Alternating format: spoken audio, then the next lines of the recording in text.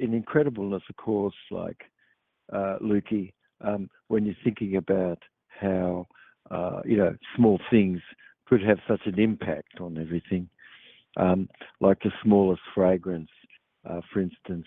It's so small and it's such a minute amount where the air is and everything, yet very detectable by the nose.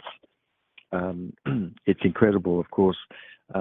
This substance, of course, the surfactant that we're born with, life hydrate, when you put this into water, you've got properties of vitamin L, which is N-acetyl-numenic acid, and silica and carbon are the two elements on the periodic chart that give you a capacity to be able to pass on a charge. And sialic acid typically be negatively charged and has 9 carbon atoms. And that 9 carbon atom, negatively charged over a membrane, is just enough to cause a membrane to be able to become slightly negatively charged itself.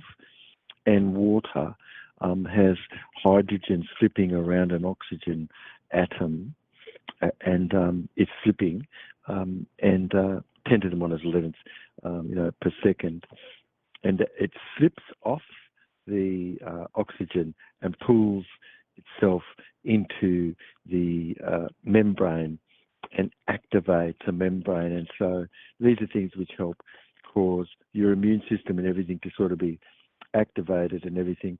And how could water become more wet?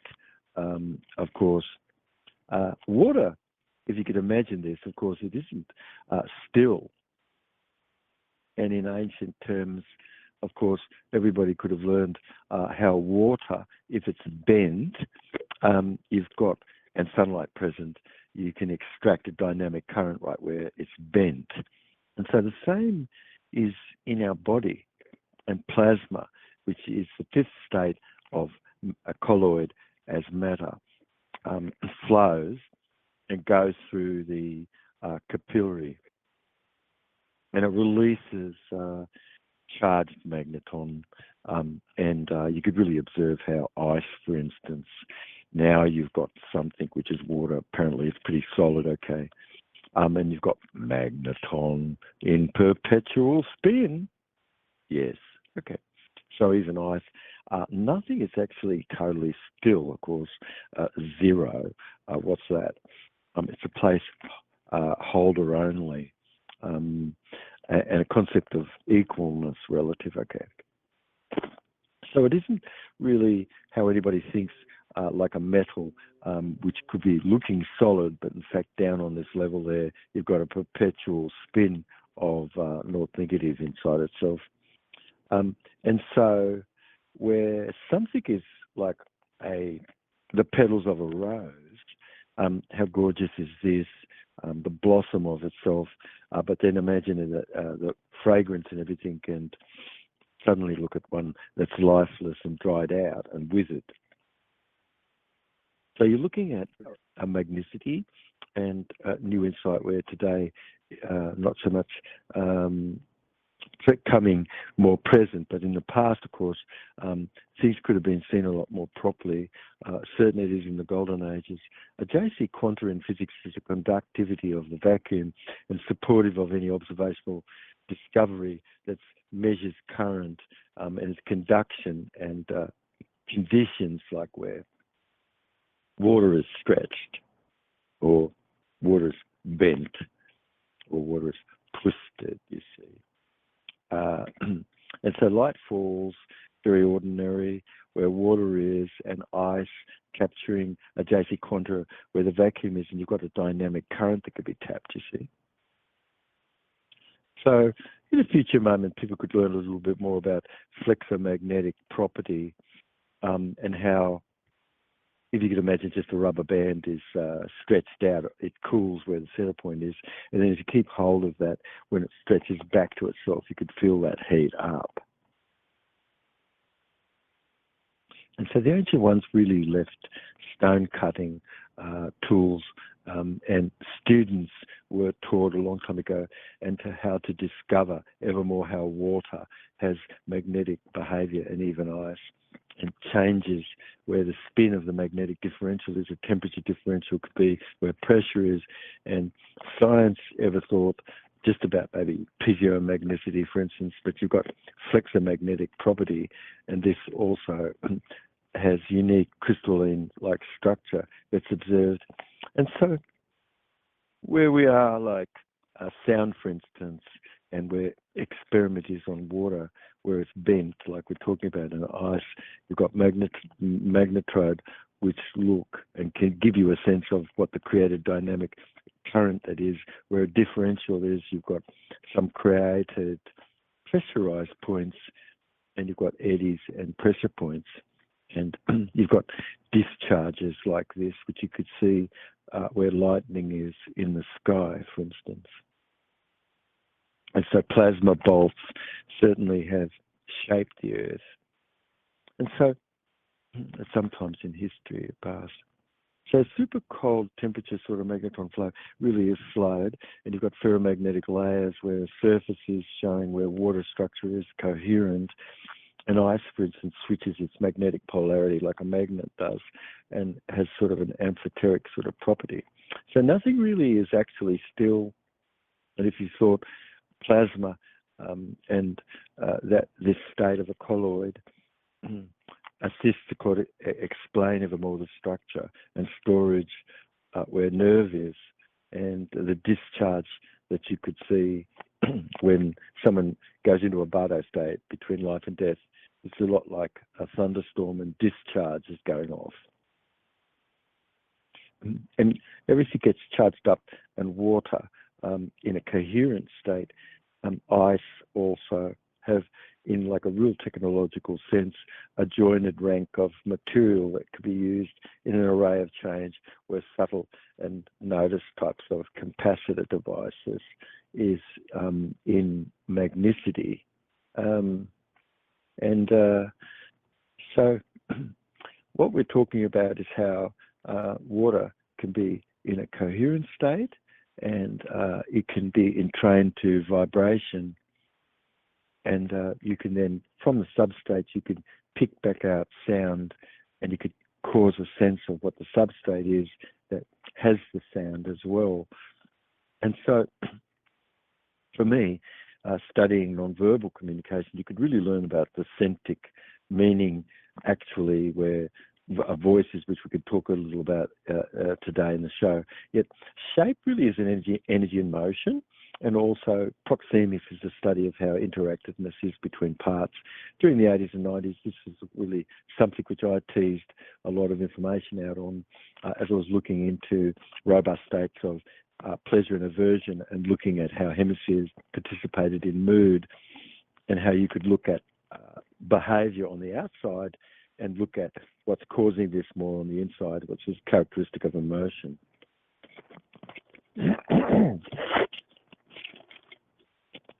In the 80s, of course, I see, at NYU, the research I was doing is really more to do with brain patterning and patterns. But I could see that ethnocentric uniqueness was existed in how the brain was used, certainly. One thing was where I was looking at gene and looking at verbal patterns and things, I saw the RB1 gene showed a subject-object-verb in the way that a natural progression of language is, where lots of other genes didn't have that same sort of pattern.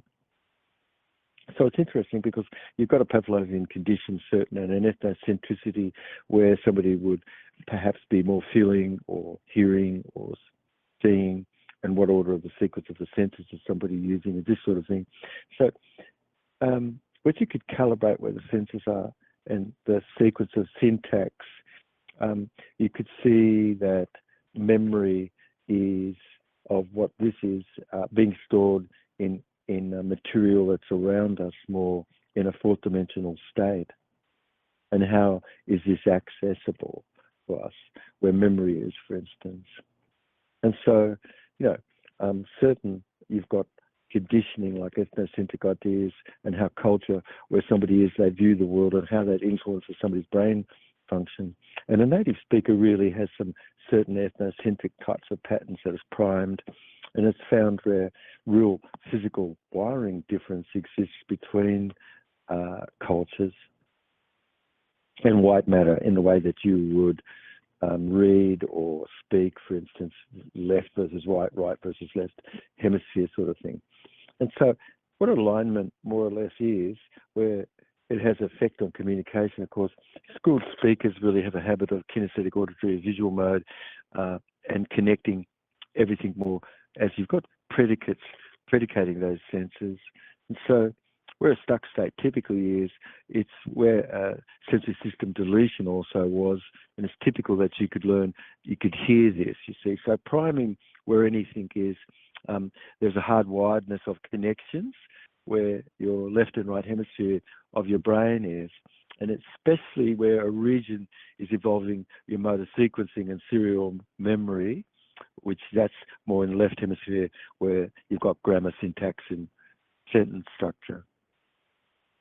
And so everything is evident where the words are and speech is, and stronger pathways where somatics is, and interhemisphere sort of connections. You could have a corpus callosum, which is a bundle of fibers connecting between the hemispheres, being far more connected or not. You could have temporal, auditory, kinesthetic sort of motor sequencing, and parietal regions of the brain in differences in the way that we process information per se, and ethnocentric differences. So where anybody's calibrated over their internal behaviour and the neurology that's behind this, it really isn't just there you go, you've got something where adults are, but childhood is, and there's some suggestiveness, which we talked about here, is how there's some things get passed on all the way through your life. So verbal and non-verbal language really speak natively. It has a future of a kept shape, and how your nerve force comes to be structured over time. So how does your voice and sound innermost change the nature of plasma, for instance, where your body is? And the question of, like, how does, if you're toxified and you've got heavy metal and iron and that sort of thing, impact your ability to make sound? So, for instance, when you went through the scale, you always were skipping a little bit over the note of C, for instance. And what happens when you make that note more pure again as you go through a scale? So you've got epsilon wave, which we talk about, which is a very flat, low wave below a second, and then you've got lambda wave, which is about like half a second or something. And you've got piggyback carrier gamma wave on those two waves, which is really more like flute and high amplitude energy. And so sound vibration applied to a stream, for instance, of pouring water, you could entrain that a frequency that alters the water flow, causing it to appear frozen, or for it to be rippled, or even look like it's flowing backward.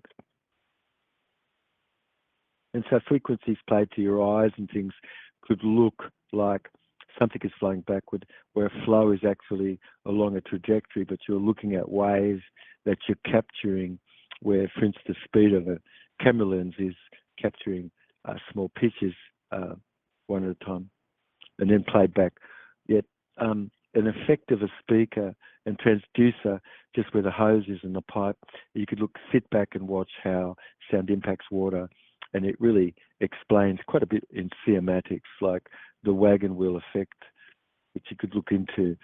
But our program today, a little bit more, is about how you're listening, and how does this all relate to life music, which you could tune into that podcast. It's a really good one.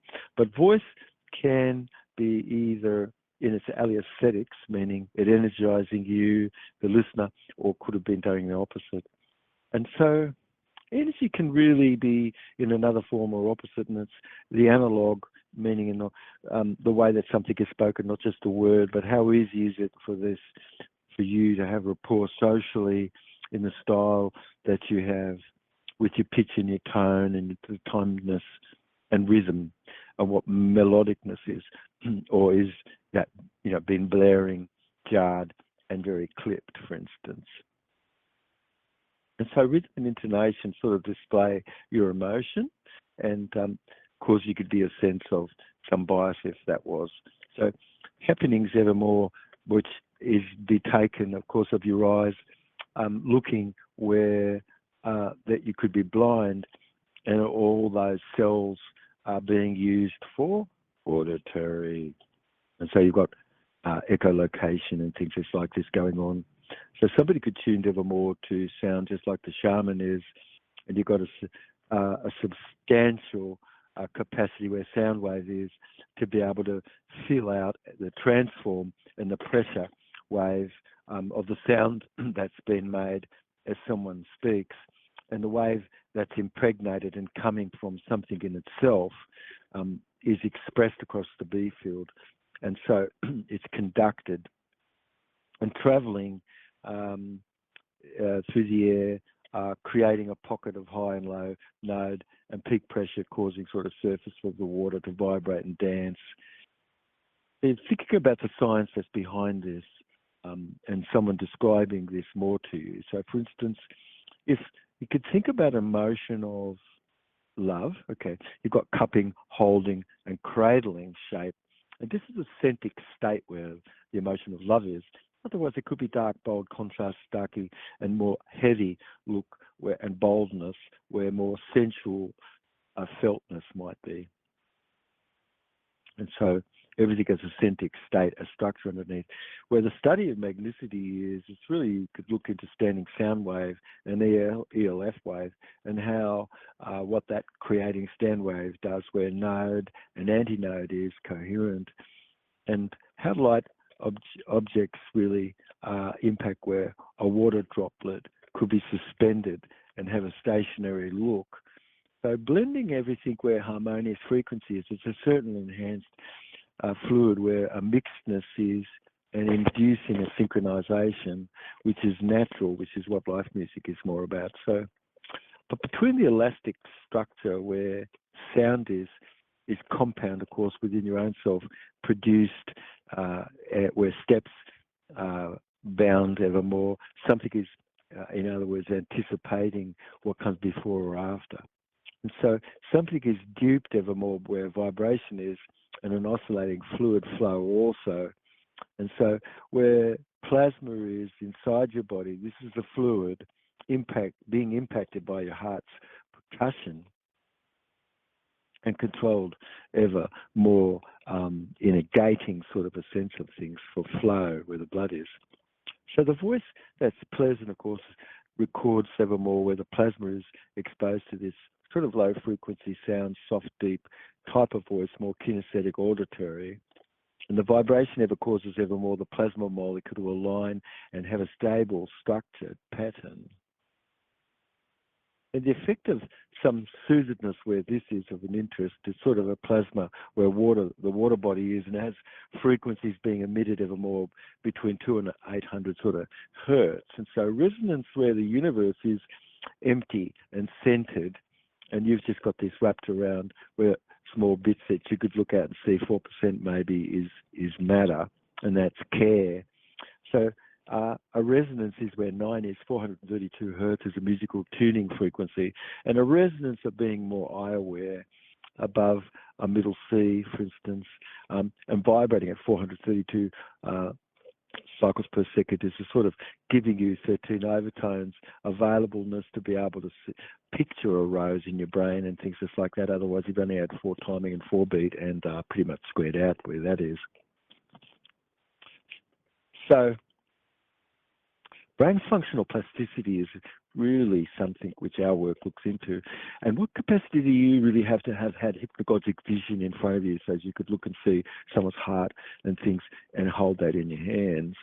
But the voice evermore passes through water, and just like a vine for you, you could feel something beyond the pencil that you're using, and you're feeling where that joins where the paper is, and that's beyond your body.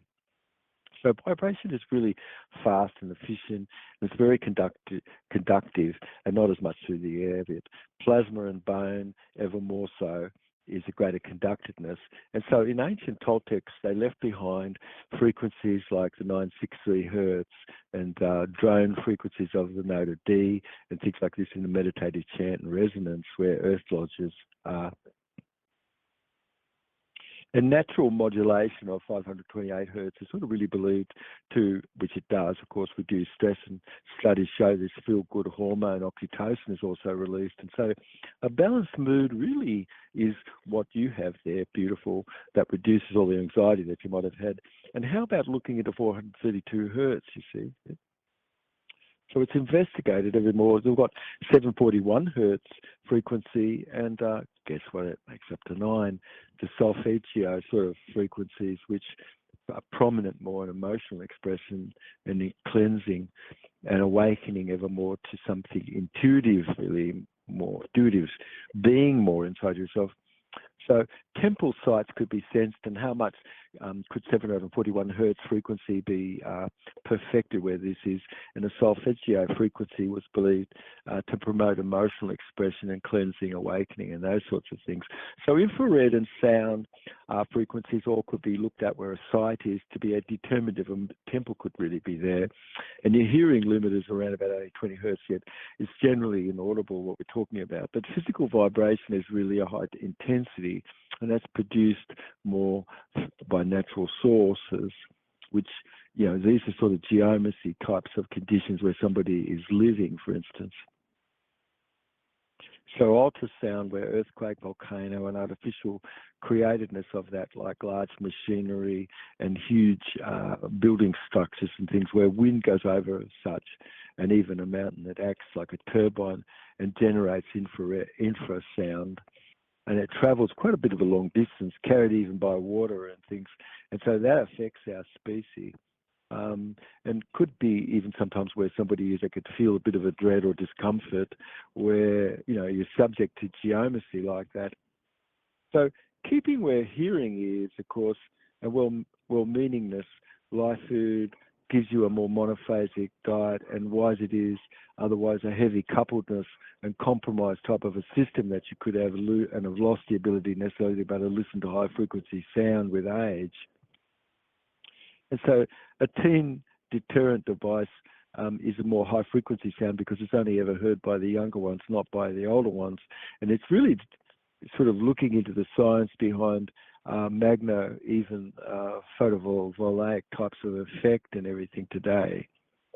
So the Toltec, the ancient ones, where cloud passed the information on, was a lot of talk about how where a river bent, for instance, and the flow that was created within the structure had photovoltaic effect and in a literal conditioning, creating magnicity. So it's really how water gets bent, and the analogy of how north negative magneton and semiconductor materials sort of, you could see bending where water is and bending where materials energy is bent, and a bank and a band. You looking at creating an internal dynamic field of current as music and a certain separatedness of positive and negative charge and magneton. So light, just as sound conducted, could be in slow packets per se, and bendedness where blood vessel is certain energy is striking those bends, and light is coming off, and the skin and eyes all strike and form photon, and you're giving off an energy in the far infrared range. So you could be seen in the dark. You could even put a plastic bag over yourself in the dark and still be seen quite easy. So plasma, where blood is energy, is transferred north negative magneton into a JC quanta, and you've got magneton north negative charges aniostropically only ever going to a south positive. And so in H3O2 life water, you could always be getting a bolt. So internal magnetic dynamic current certainly is, and a static B field is, and the tonus of our body regulated ever more by the vestibular sense. And so basically, really, you've got conducted current that crosses over gaps where a JC quanta is. A molecule which is similar in our own body, so factor gets drawn in where deficiencies would have been, and then you could see what goes on where frequency could be disturbed per se. Like if somebody had that surfactant and glyconeurominic acid that came from animals, the molecule of death, it always fits into the DNA where it goes and resonates, but it doesn't leave a proper impact. And so it's really can't be broken down. And so the sound, you could imagine looking at that and how the sound is of water wheezing. You've got water which could rise and be Rosewell under a rock, for instance, and you could hear water deep below. And water can have levity. It could be spinning in and up and to the left, or down and out to the right, sounding in and up and down and out, or impacting water. And so light has levity, you see. So water, having seen light, gets down and out and to the right in a spiral pattern cationically. Otherwise, it's in and up where it's only seen dark. So if too much talk would have been about just what's interesting where any subject is, of course, I think it's probable here we could be talking just a bit right now in our program about echolocation and how you could image organ and how the shaman is trained to have done such. So it's not that the brain behind the sound is, but yet the background confirmed ever more conducted along what is where the sound is made. So the shaman really pretty much learns to use echolocation and specializing in the area of this. You're getting a bit of a snapshot of organ function that's behind such, you see. And that's its sound as a carrier. It contains all the surrounded information spatially. And the shaman allows a functional plasticity where a synesthesia is able to be where you're processing these echoes and shadows where sound is. And it's a slight difference where an echo returns in time and its intensity, that you can be visualizing this more in your occipital lobes, the back of your brain. So keep in mind, like synesthesia, really colour and fragrance and image, and hypnagogic positive perception can be where sound heard, listened, could be given you a three-dimensional picture and thinks of an organ function and understand where the environment is impacted. So sound analysed ever more where your nervous system is either is being energising, or of course could have been blown off and stripped off as be de-energised, where a voice or sound is. So the brain analyses all voice and got the background and sound where something is echo as a return is, and it's these which identify what object is that's behind this. So a shaman trained ever more is able to contract what the middle ear muscle is to protect hearing from its own internal chatter, and completely be strained and magnified more to the outside. So several ways exist, of course, listening to gain pattern recognition, where a family of emotion is always behind expression. And so you learn how to track and calibrate internal and do whole body calibration and sensory specific calibrations where sensation is, and you're gaining a picture like what the distance is, how long it takes for echo return and this sort of thing, how close something is. So sound made reflects back, and you're picking out patterns where movement is and changes where pitch and echo. So the texture which you can sense by your occipital lobes visually is really the resonant quality of what the echo and different surfaces reflect sounds is, just as similar as your eyes do. So shape is got ever more visually, just the way as that you could have not seen something but felt the shape of something underneath a table and be able to have seen the shape in your brain from feeling it. So the Toltec tradition was really to go through various initiatives that draw this very deeper insight out and calibrate for you a greater capacity to have a bit of a snapshot of various kinesthetic, auditory, visual conditioning going on, and getting all of this through sound. And so blood vessel inflammation and the technology to get a sense of learning about this through echolocation, and like sonar, radar, where ships use this today, and you've got thousands of animals that also navigate and do the same sort of thing. It's really the use of the senses to find object and then get a bit of a more informed density where tissue resonance is. And so palpation would be, but then percussion would be, it would face somebody north and percuss. You could hear if something was resonant or not. And so the industry where technology is, and you've got underwater and ultrasound imaging, and that created images where a fetus is in the womb. And so resonant sound creates coherency where structure is in the plasma. You've got H3O2 ever being caused because of this, you see, and where 4 times 4 beat does the opposite, squares it out and has a shearing force instead. So hundreds, if thousands of species do apply echolocation, where the use of this is to sense where things are around themselves, and to note how big the size of an animal is by, you know, how much volume its lungs might have, for instance.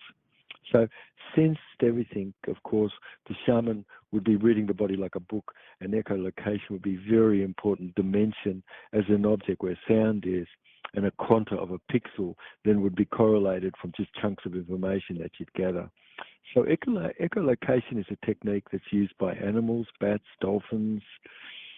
If you determine sort of the locatedness of a different objects, the sort of world around you is, you're looking at this all through sound wave. So it is looking at the world around you through sound wave, and you're getting shapes of things like what's on the bottom of the ocean. So echolocation is a sound wave which bounces off objects around and returning back where the animal is, and that echo giving you a bit of a texture and object and shape and things that's like this. So the work really of the shaman was trained more in the field to be able to smell where nitrogen is, to detect where water is, and to be using just sound like a click to get a sound of echolocation where you couldn't see. So it's really the whole brain process returning echoes and analysing the differences of loudness and timing and frequency, and discerning information that's off these reflected surfaces. So echo reception is sound, how this travels outward and reflect off object, and it's in the environment, and therefore you're able to see and have this echolocation and navigate with confidence and even be pretty independent, where somebody might have not had the ability to be able to see with their eyes. So proper surfactant and the mother molecule, pro-opiomelanocortin, it has 241 amino acid peptide, which processed, of course, post-transitionally really gives you a greater capacity of a life-active condition and a physiological function, which would you just imagine that actually you could be tuned to be actually far more sensitive your own self, and even increase the capacity and ability you have to be able to see colour. So certain, it's about how much hormone that you have in this mother molecule I just talked about, and the synthesizedness of the pituitary of this, and it's the anterior where this is produced has an intermediary lobe where you also where the hypothalamus central nervous system is. You've really also in the skin you've got this pro-opiomelanocortin, which is a mother molecule. And it varies where tissue is generating unique peptide that's diverse, and assists where life colloid function is. And so this pro-opiomelanocortin, which is the mother molecule in your body, really is found where the placenta is, and it's so important for the conditioning process and function, which we won't go into that in this program, but only just that the what's derived where this peptide is, and sound and frequency all are what allow things like this to come to be, whereas other sound can cause this not to be and cause cortisol and other things to have come to be itself. So without life hydrate, of course, and vitamin L surfactant, and how does that any binding go on? Vitamin L, of course, people could have discomfort, and what's managing and the perception of pain, where energy homeostasis is, you've got this pro-opium melanocortin molecule being expressed, and you've got bliss and sedation, and yet you've got a sense also to determine adverse discomfort and energy where homeostasis is. And so sound gives you all of this. You see, behind the back of the nose, it's certain, but that this mother molecule is produced back there, and it's certain that it's engaged ever more where skin pigmentation is and things. So nobody's going to say that the body and there's not a grand unified totality where things are more connected. So you talk, that's energy which could go below the skin, which it does, and hair pigmentation, or where a stress response would be, none of those sorts of things are expressed like they could or should be. So hormone, the precursor of the hormone for pro-opium melanocortin is its own precursor. It's called adrenocorticotropic hormone. And how much of these substances do you have present to give you a proper peptide controlledness for appetite and these sorts of things? And you'd be surprised how sound and white noise and things like that could come to be, and how relaxed that causes your shoulders and your tummy to ever be more. So examples where peptides are released, where sound is an adrenocorticotropic hormone, can be activating adrenal gland otherwise to release cortisol, and how sound could be ever more allowing some protectiveness and causing a baby to sleep through what would cause ordinarily patterns of stress. And so sound could be suppressing things and not letting things come through and causing a blanket effect and even like suppressing information. So mucus production is the body is using to protect itself and do what it can to try to trap or flush out irritant or to block and stop some effect that was going on, like a loss more of carbon because you were breathing through your mouth at night or something. So excess mucus really drains down the back of the throat and causes people to cough and have a bit of a sore throat, nasal polyps and nasal drip. And excessive mucus really causes inflamed tissue, which could have dripped down the throat. Allergy, of course, where allergic reaction is just because you really don't have enzymes to be able to break some protein down. An environmental allergen like pollen and dust and things like that, and dander could, where certain food is also trigger sort of nasal congestion and some susceptibleness. Yet what triggers mucus ever more by dead food diet and wrong combo is excessive protein that's toxic and fat. And that toxic mucus that comes from that and it stuffs up your nose and clogs your ears and causes people to have a lot of toe jam and stuff. So it's a constant production of mucus where the glands are. And no hydration really could ever be where heavy protein diet could be, you see. So keeping the passages moist and open and having proper condiment, it's not a drug.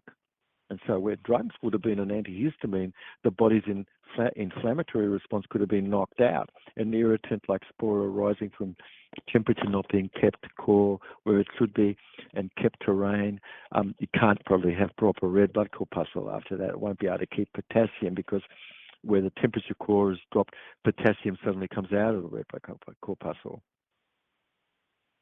So allergens get triggered just the same as heavy, deep machine squared out sound does. And both toxin and sound can cause a trapping and of condition that couldn't then be flushed out. And so it causes ever more mucus, and plastic and heavy metal does the same. So if you're really looking, and congestedness is where the voice is, and you've got echolocation, you could really start to train yourself ever more to sense the texture of the sound, and imagine that you've got perfect barometer to be able to sense how much mucus somebody has. And so you're starting to feel out and direct link where sound is, and hypocapnia could have been where somebody was a mouth breather. So no single vitamin deficiency is going to help where somebody's a mouth breather at night. direct causing of nasal congestion, definite. And deficiencies in vitamin D and iron and all of those things become linked ever more to hypocapnia and increased susceptibleness of allergy and infected type of condition of tissue. So the voice heard where echolocation is really could tell you what's going on downtown evermore and giving you a texture and information on swelling or clarity where the throat is. So hypercapnia exacerbates all of that. It causes you to have a total loss of carbon, a loss of the smooth muscle dilator. It opens everything up. And otherwise, you could see a lot of fingeredness where mucus is and the defense mechanism to shut down cell respiration, where otherwise, music could be created, which does the opposite relative, gives you life. So listening to coarseness or fine timbre or the cadence, it tells you really a lot about excessive mucus, where the production of that is, where postnasal drip would have been. You're going to hear a voice more like that. It's a hard voice to mimic unless you're really eating a lot of bagels and lox and stuff. But red blood corpuscle are where non-ecological life colloid is. The nasal voice, and it's pitch perfect, has a resonance, and Life Food Evermore would give you this. Otherwise, you've got total mucus and a weak energetic brain basal ganglia and a drop jaw back when you sleep, and it slides back over the epiglottis, and it causes you to, have like cutting wood with a chainsaw. And so a rise where anything is, where the mouth is, your breath, it's just giving you this deeper star, Lukey. And otherwise, it's a bit of a lack carbon where the body is, and parasites can have taken over. So during sleep, mouth breathing can lead someone to chronic hyperventilation, see? And the work really, which we do, points this out a lot. You're seeing an abnormal low level of gas and carbon dioxide in the blood, and it's a condition called hypercapnia. It's a reduction of carbon dioxide, which you need carbon dioxide to be able to have oxygen delivered to your cells. Otherwise, it's not. Okay, that's the oxygen carbon dioxide dissociation curve if you learn a little bit more about cell respiration. So what does it do also? Makes your blood alkaline, way more than it should. And what does that do? Causes all kinds of life colloid to get in there that shouldn't be there.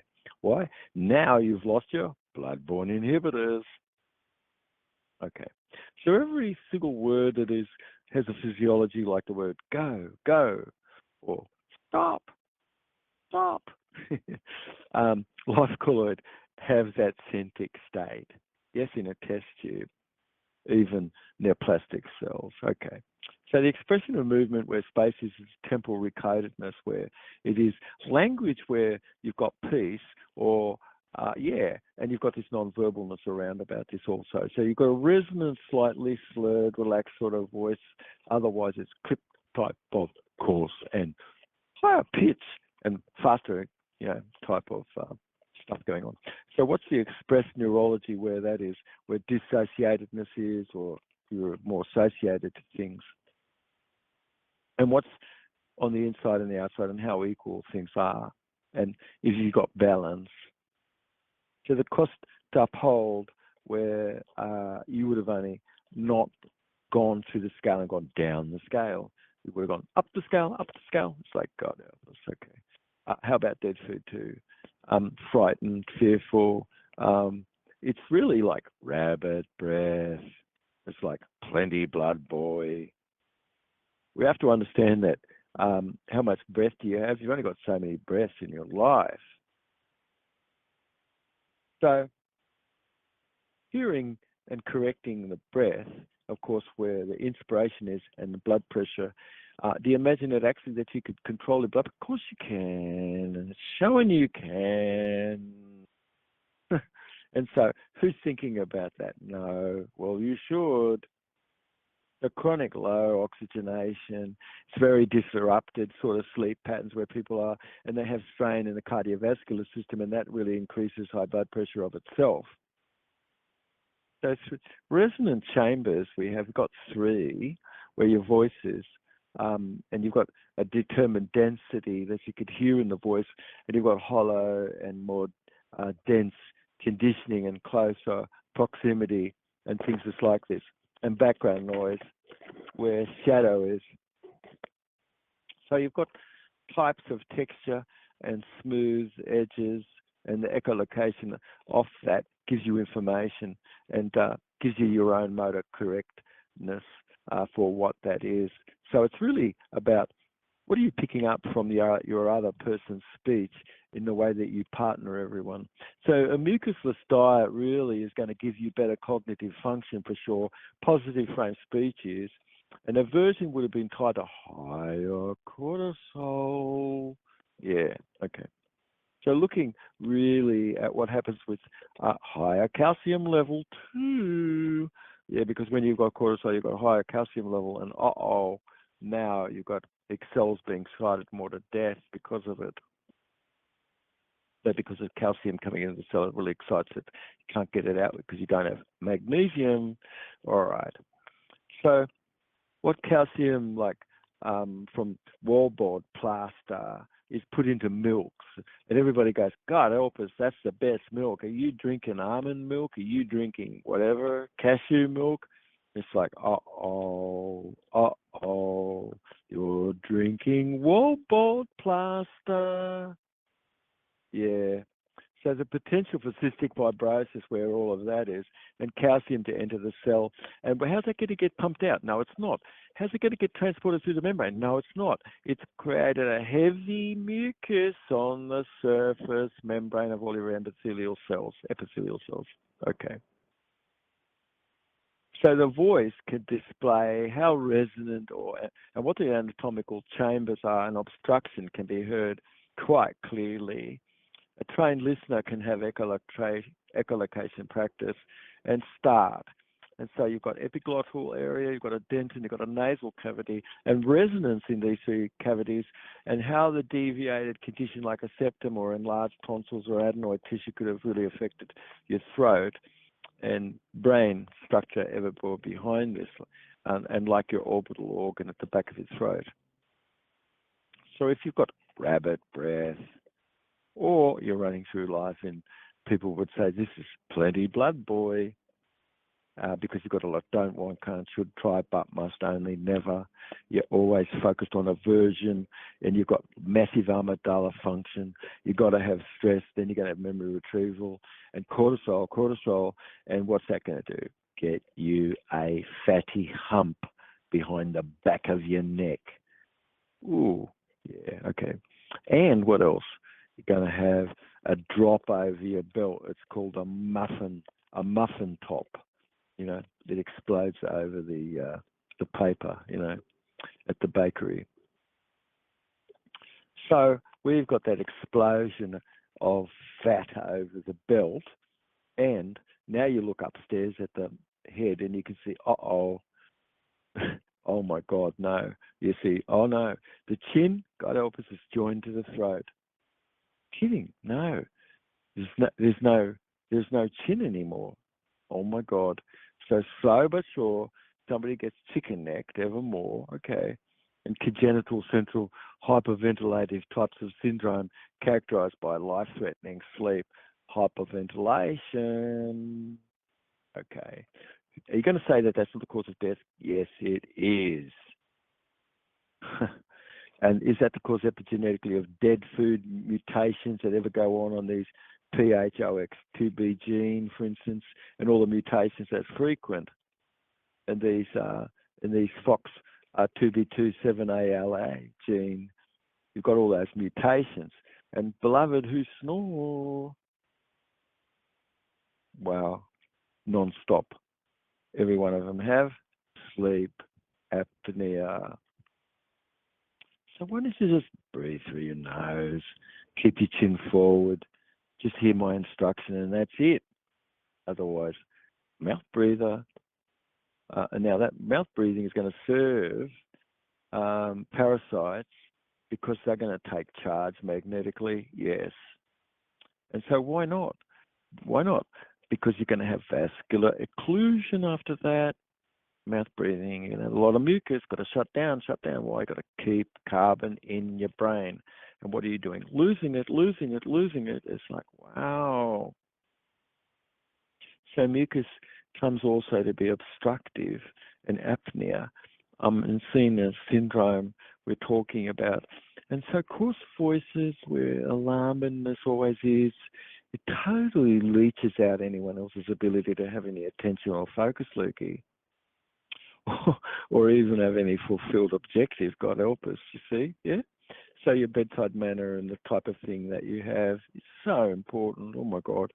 So looking determined at the main symptoms where lack cellular respiration is you've really got an early death, and within the hours of birth, if you're looking at a baby that's not able to breathe through its nose, it's like, uh-oh, that mucus and obstructive apnea is going to happen. So what I'm suggesting evermore is that first, the body and your state of health and sickness has its own unique vibrational frequency. Yes, it does. Okay. Let's make sure that's science, all right? Second, it's the way that your body physically has resonance and it's impacting and is impacted by environment, and you're not going to say that that's not health, and vocally that vocal analyzation couldn't be done and made to have machine given to you. So looking at what you're hearing in the echolocation and the congestedness where nasal or sinus cavities are, and changes which is observed observational. So you have an observational reference point when you're doing this work, because you need something to have a reference point to base something on, to have some, a comparator. And so texture is sensed, sound resonance is there. You've got the speaker's voice and in a healthy state, and you've got unhealthy state of resonance.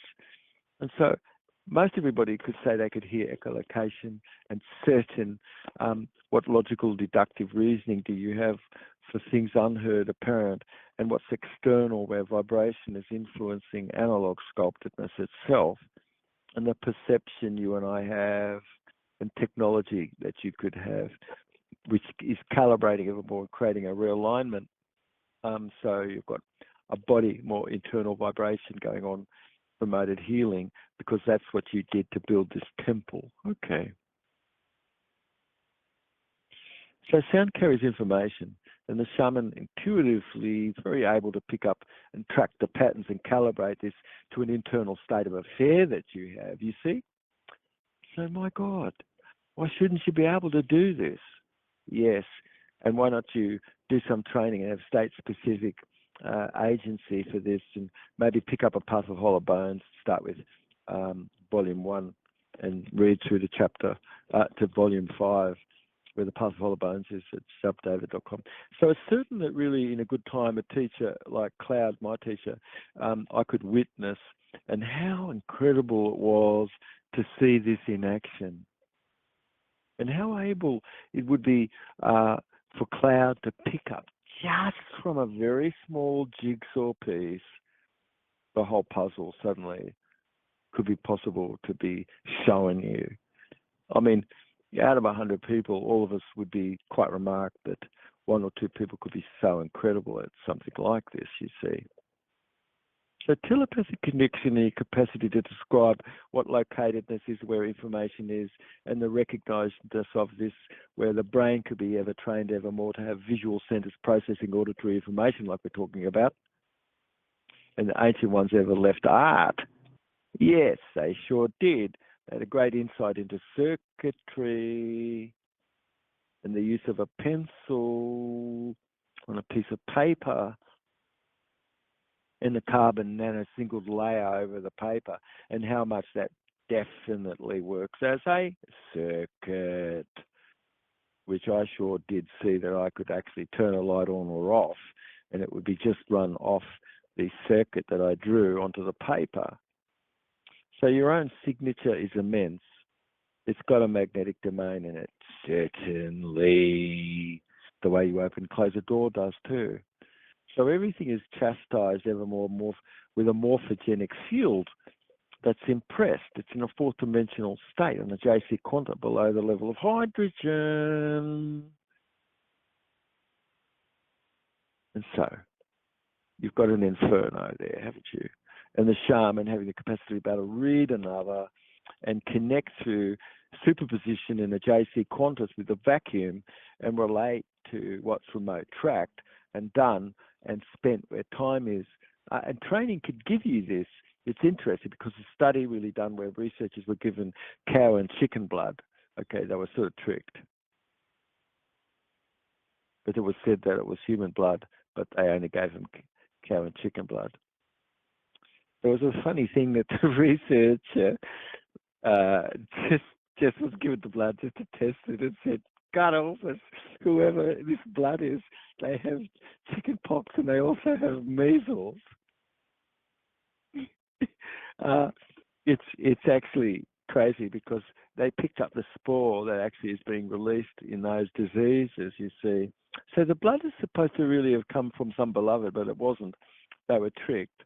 But God help us, they diagnosed, honest to God, what the sore is that would come from that, from the animals that was expressed, and expressed more where these childhood diseases are. Okay.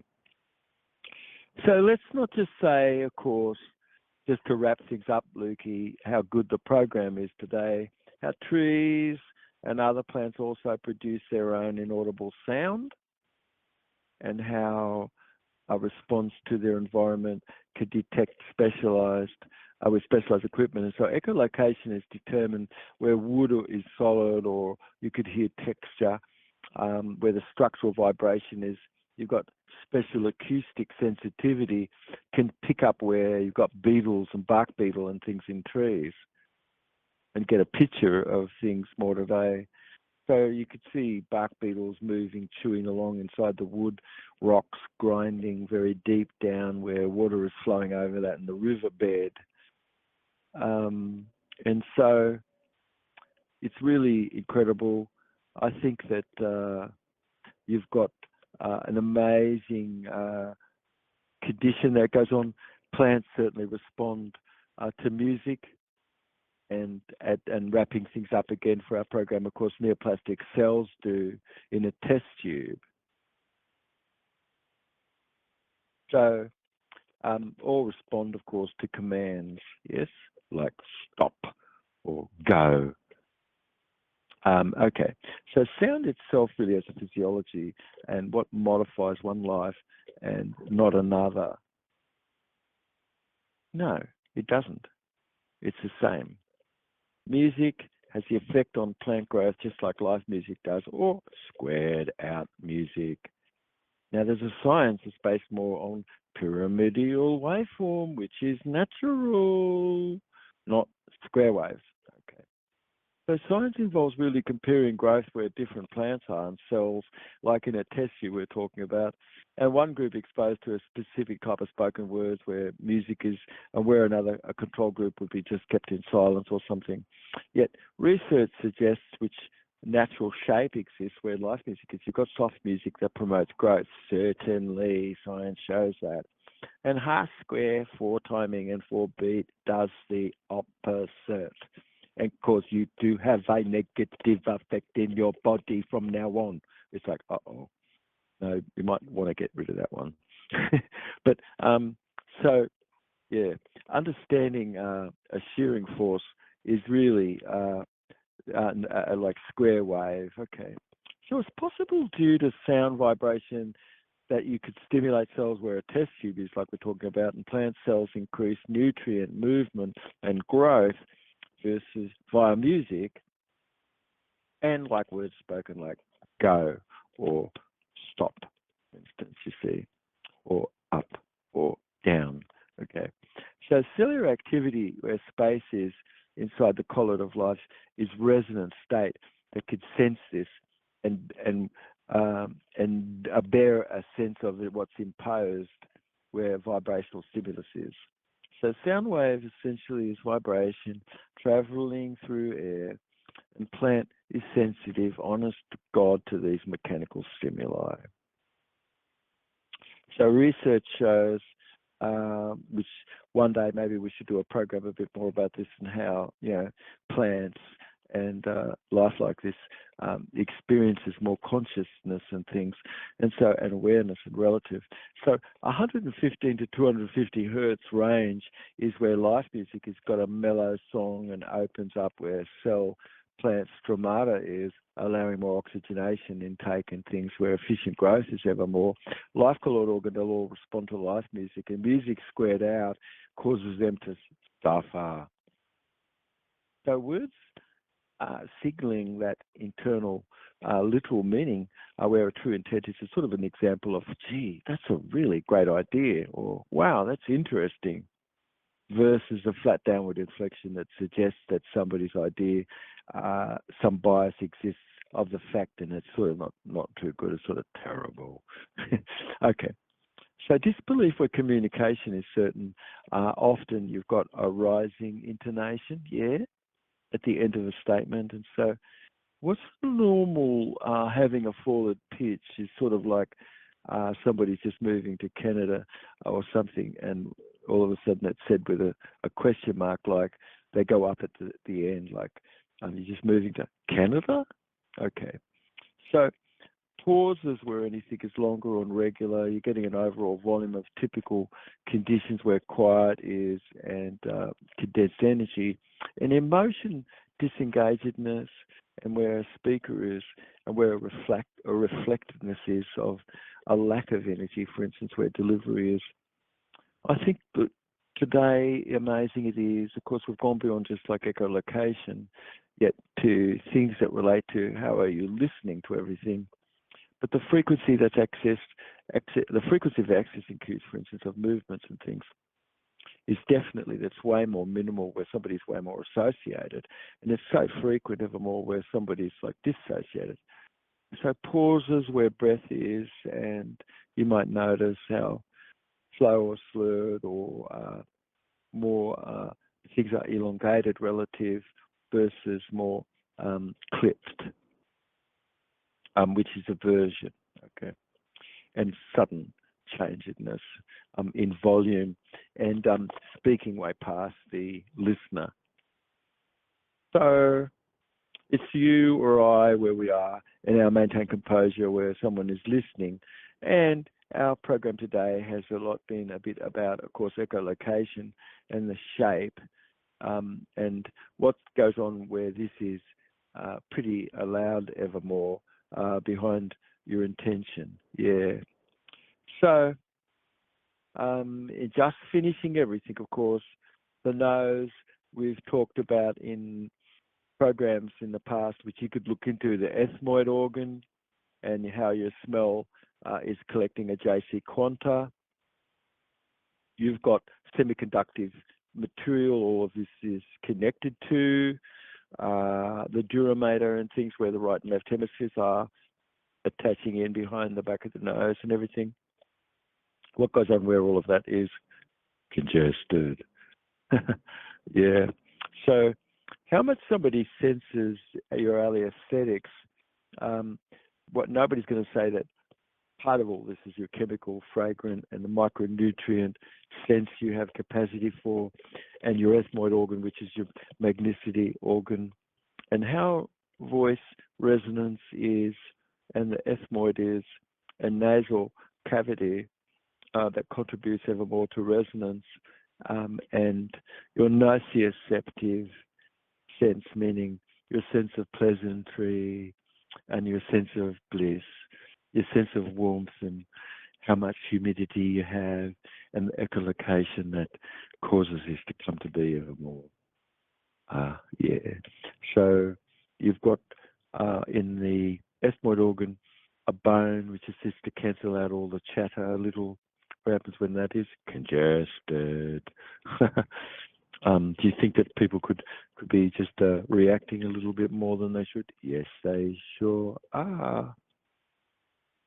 So your body is very magnetic sensitive. You've got cryptochrome and gene and protein, a magnetic photoreceptive condition. and it's integral to your own circadian entrainment. You see, you've got beta endorphins, opioid, you've got enkephalin, you've got other allostatic molecule, kinetin, furofuralidone. You've got all these cytokine and things, which are all anti-aging. And so, coming back full circle, water isn't just still, it's definitely moving, and coherency has a capacity to be able to hold on to frequency and things, and for that to be more entrained and come back to you. Your voice and others truly has a 3-dimension behind it, and how about learning a bit more to tune into your own capacity for echolocation? Yeah. So for me, I use a lot of these things when I do a session, and in the session, it's possible for me to be using everything, matter of fact. Yes. And so you and I, we come to have a direct connection with each other. Yeah. Anyway, Lukey, I hope this show's been a good one, mate. Yeah. Anyway, I'm so glad you're on it. Believe it or not, you could be listening to this show in the night or the day, and I happen to have just talked to you and given you this show, and it's been the first show that I think I've done actually in the complete dark, just about. So anyway. Okay, Lukey. Love you, mate, and love you guys. Hope you guys are having a wonderful day, and catch up to you in a future show.